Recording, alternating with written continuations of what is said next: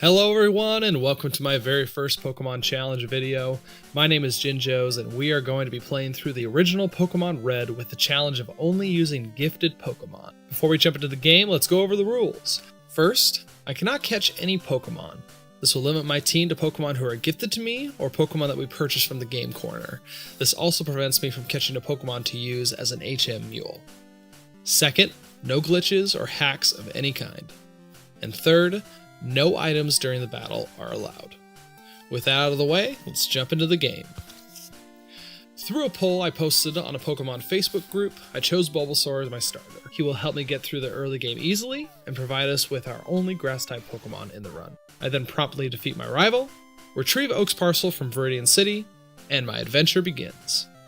Since Bulbasaur is the only Pokemon available to me in this section of the game, I immediately head to Viridian Forest to take on all the trainers I can to level up my Bulbasaur quickly. I head back into town to take on my rival, which at first I was a bit nervous about, as Pidgey's flying attacks would be super effective against my Bulbasaur. Though once the battle started, I realized that Gust is actually a normal type move in this game. Thank you, Generation 1. Even though I took out Pidgey quickly, he managed to get off one sand attack, which then led to me missing not one, not two, but the next 9 attacks against his Charmander. 9! The most super effective sand attack I've ever seen. As I'm sweating bullets, hoping he won't use Ember, I take him down and afterwards realize that Charmander doesn't learn Ember until level 9. We're learning all about Generation 1 today, folks. After this, I head to the Pewter City Gym and take out Brock's team with a couple Vine Whips, and I head off to Mount Moon. During this process, my Bulbasaur evolved into Ivysaur, one of the most majestic Pokemon of all time, and his back sprite has got to be, well, something else for sure. God, that looks like a giant... But more important, before we enter Mount Moon, we are able to receive our second Pokemon of the run. Inside the Pokemon Center, there is a man who will sell us a Magikarp for 500 Pokédollars. At this point, any Pokemon we can get is useful, so I fork over the dough and the switch training begins. I was shocked at how difficult Mount Moon was for me. The large amount of Zubats I ran into caused me to run back to the Pokemon Center to heal up my Ivysaur, way more often than I care to admit. To top it all off, near the end of the dungeon, a Team Rocket grunt sends out a relatively high-leveled and very accurate Raticate, who takes me out with just a couple Hyper Fangs. After another attempt, I do defeat him and move on. After fighting through these challenges, we get to choose between the Dome Fossil and the Helix Fossil. Later on, one of these will be revived into either Kabuto or Ammonite. As we arrive in Cerulean City, I decide to take on Misty right away, as the experience my Magikarp will gain by switching out of battle isn't an opportunity I want to miss. Ivysaur confidently takes out Staryu, and then I pull off my favorite combo of all time, Leech Seed and Poison Powder on Starmie, and then a Vine Whip for the win. I decide I want to evolve my Magikarp into Gyarados before my battle with Gary. After a couple minutes and a few rare candies, my Magikarp evolved into Gyarados. It's time to take on my rival, and once again I overestimated him, mainly due to how overleveled my two Pokemon are compared to his. After defeating him, we grab the SS Anne ticket from Bill, clean up on the SS Anne, defeat Gary easily on the ship, obtain the HM for Cut, and sadly, teach my Ivysaur this horrendous HM as I can't catch an HM Mule due to the rules.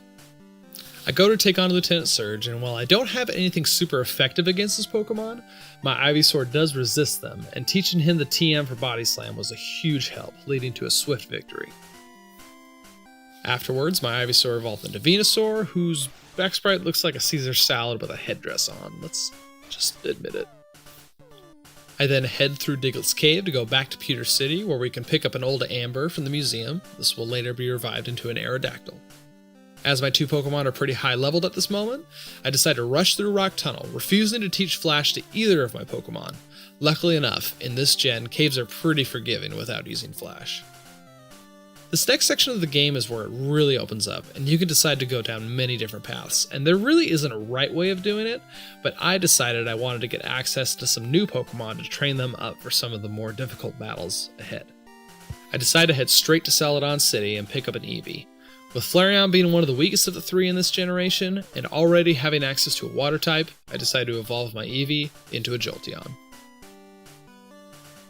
I then head to Saffron City to take on the Fighting Gym, who isn't very difficult with the team I possess. I decided to take Hitmonchan over Hitmonlee. While both of their move pools seem decent, you gotta admit, Hitmonchan seems very attractive with all the coverage he provides with the different elemental punches he can learn. I head back to Celadon City, and I honestly forgot that you can purchase Pokemon by exchanging Pokédollars for coins. So I stop at the diner and pick up the coin case and go to see what my options are. There are 2 boxes in the prize section that contain Pokemon. The first one lets you purchase an Abra, a Clefairy, and a Nidorina. The second one lets you purchase a Dratini, Scyther, and a Porygon. At first I thought it would be awesome to grab a Porygon, but then after looking at its move pool and stats and compared it to Abra, the choice was pretty clear. But before I picked up Abra, I decided to head through Team Rocket's secret base at the game corner. And while it was a slow go, due to me trying to train my Jolteon and Hitmonchan against a lot of poison and psychic types, eventually we make it through to Giovanni. This is when I actually make the grim discovery that Comet Punch on Hitmonchan was not a fighting attack, but a normal one. Once again, Gen 1 is tripping me up pretty badly. But even with switch training my Jolteon, my Venusaur and my Gyarados take his team out with minimal casualties. I poop out the Silph Scope, head back over to Lavender Town where I run into my rival again. My Pokemon still outlevel him by quite a bit, so I use up Jolteon and Hitmonchan as much as I can for that sweet, sweet experience, and then use Venusaur and Gyarados to finish him off. I finish off everything fairly easy in the tower, and save Mr. Fuji from Team Rocket, get him home safely, and get the Pokeflute. After a bit of grinding, I head to Celadon Gym to take on Erica and her grass Pokemon. At this point, I still didn't purchase Abra, and in hindsight, that would have been a good move. But possibly a little overconfident in my team, I face Erica. Gyarados makes quick work of Victory Bell, and wanting to train up my Jolteon, I send him in against Tangela. After a couple sand attacks and a lot of quick attacks, I take him down. Against her Vileplume, I send in Hitmonchan since he knows Fire Punch now. I'm lucky enough to land a burn, and even though her Petal Dance takes me to low health, one more Fire Punch and I'm in the clear. Being flushed with victory, I head over to the game corner, exchange some Pokédollars for coins, and purchase myself an Abra. Now, a little side note here, being able to purchase Abra here does actually give you access to the in-game trade of an Abra for Mr. Mime. Our next challenge will be to take on Team Rocket again, who have taken over the Silph Company. My team is in a decent position, so I decide to switch train my Abra as much as possible. With him being at such a low level, he levels up quite quickly and evolves into Kadabra and Learning Confusion. After I've cleared out all of Silph Company and was constantly fighting against my item count in my bag, I met up with my rival for a Pokemon battle. With Jolteon taking out his Pidgeot and Gyarados, Hitmonchan taking out his Execute, and Gyarados finishing up his Alakazam and Charizard. With all that out of the way, we proceed to speak to a witness to this battle who gives me one of my favorite Pokemon of all time, the majestic Lapras. I proceed to the top of the tower to take on Giovanni. This battle was a tad difficult, partially due to me switch training in my Lapras, and his Kangaskhan is just a beast. Once I got past that though, my Venusaur sailed through the rest of his team for the victory. While Koga's gym is available to me, I decided to get in a bit more training with my Kadabra and Lapras before I head over there. Through the bike path, I head down to Fuchsia City, especially training my Kadabra on the way, as I'm thinking he will be the MVP of the next gym. I head into the gym and send out my Kadabra to beat up all those poison-type Pokemon. Whoops, that's a Hypno. The first battle doesn't go too well, as a handful of my Pokemon are weak to Psychic or Poison, so I decided to grind up a little bit, as Koga's Pokemon are in the 40s. While off to a rough start and fighting my way through every trainer between here and Lavender Town, I work my way through this maze and finally challenge Koga. While my Lapras is severely underleveled in comparison, its tankiness lets me use it for the first fight to get a little extra experience. Then I send out Kadabra, and while initially taking a huge chunk of my health out by a Muck, he stayed in there all the way up to his wheezing. I then sent out Gyarados for the cleanup. After grabbing the HM for Surf at the Safari Zone, I head over to Saffron City to take on Sabrina. After spending way too long trying to remember what teleport pad got me to Sabrina, I finally arrived. The battle went pretty smoothly. I wanted to get as much experience for my Lapras as I could, having him take down the first Kadabra and Mr. Mime, with Mr. Mime taking a bit long. After that, my Jolteon took out his Venomoth, but not without taking a large chunk of damage as well. The final Alakazam was extremely difficult. I sent out any Pokemon that were weak to it to try and get as much damage out of them as I could, and surprisingly, Hitmonchan dealt the final blow with a very well-aimed Comet Punch. After that, I head on down to Cinnabon Island, with my first stop being the Pokemon Lab, where I resurrect my Dome Fossil into a Kabuto. and my old Amber into an Aerodactyl. After fighting my way through the mysterious mansion, I head to take on Blaine. I send out my Lapras, who I'm thinking is going to sweep his team. I take out Growlithe and Ponyta, but Gen 1 mechanics are my downfall. Fire Spin is a move that doesn't allow you to attack in between uses in this generation, so as Rapidash continually used it, taking out my Lapras. After that, I send out my Kadabra, who is able to take out Rapidash and his Arcanine with ease. With that out of the way, I immediately head to Viridian City and take on Giovanni, hopefully for the last time. With most of his Pokemon being weak to water, I take this opportunity to train up Lapras as much as I can. She takes down his Rhyhorn, Dugtrio, and Nidoqueen. To spread the love a bit, I send out Kadabra to finish up his Nidoking and Rhydon. Probably one of the easiest gyms of the run. With me being satisfied with my team, I head off to the Elite Four where I run into my rival. Still trying to train out my Lapras as much as I can, I send her out to take out his Pidgeot, Gyarados taking out his Rhyhorn, Hitmonchan taking out his Execute, Jolteon taking out Gyarados, Gyarados taking out his Alakazam, and Jolteon finishing up his Charizard. Feeling pretty good about myself, I proceed to the Pokemon League. Before heading in, I work my way through my huge collection of TMs, making a few changes here and there to make sure everyone on my team has a powerful move that will help me succeed. First up is Lorelei, probably the second strongest Elite Four member in this run. I send out Jolteon to take out her Dugong, but switch to Venusaur against her Cloyster for that awesome Solar Beam action.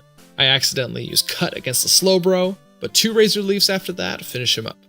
I switch to Jolteon to take out Jinx, who puts up a strong fight, but I stick to Jolteon, who even though he's confused, defeats her Lapras. After healing up, I go and take on Bruno, the easiest of the Elite Four by far, with Lapras taking out both of his Onixes, Hitmonchan, and Machamp without breaking a sweat, and Kadabra taking out his Hitmonlee. Next up is Agatha, the woman of my nightmares. As I send out my Kadabra, I mentally prepare myself for a world of hurt. While my psychic attacks are effective against her ghost, Hypnosis ends up being the downfall of my Kadabra. I then send out Gyarados, who gets a lucky freeze on the Gengar, send out Jolteon, who has to fight through a Confused Ray to take out Golbat. Lapras uses her own psychic attack to take out Haunter after fighting through more confusion, and finishes up with an Ice Beam on Arbok. The final battle is with her Gengar, and I simply spam Ice Beam with a sliver of health, hoping to freeze him. With no freezing in sight, I simply grit my teeth and push forward for the win. I then move on to Lance. I send out Jolteon to take out his Gyarados, and then I send out Lapras to take out both of his Dragonairs with an Ice Beam. After losing to his Aerodactyl, I send out Kadabra, who almost takes out Aerodactyl, but a well-positioned Hyper Beam takes me out. Gyarados comes in and finishes Aerodactyl off, and then a couple Ice Beams clean up his Dragonite. Sweaty and bruised, I'm hit with a Gen 1 plot twist that made our jaws drop. Our rival is the final boss. Dun dun dun! The final battle begins, with my Jolteon taking out his Pidgeot, but then I foolishly sent out my Hitmonchan against his Alakazam. Gyarados is also taken out, along with my Lapras. At this point, I'm a tad nervous, but with Jolteon's impressive speed stat, I am able to finish Alakazam off. I switch to Venusaur to take out the Rhydon, and I Body Slam Exeggutor while I'm able to take his HP to the yellow and paralyze him. Jolteon will have to be sent out to clean up. Gyarados is then sent out, who gets one shot by my Jolteon, and then it's my low HP Jolteon versus his full HP Charizard. Luckily, I have speed on my side, and 2 shots with my Thunderbolt finishes him off. While Professor Oak comes in and shames his grandson, I just want to say I had a ton of fun doing this challenge. It blew my mind how strong of a team you can build without catching a single Pokemon. Lapras, Jolteon, and Kadabra all pulled their weight, Venusaur did well in tough spots, and Gyarados was extremely useful as long as I didn't fight an electric type. Hitmonchan was pretty weak, but as he was the only Pokemon who had a fire move, I used him where needed. Maybe next time I can run Aerodactyl. I think he might be just a little more useful than Hitmonchan will be. Thank you all for joining me on this adventure. I plan on moving on to Pokemon Silver with the same challenge. Keep your eyes out for that video. Remember to like and subscribe, and I will see you guys later.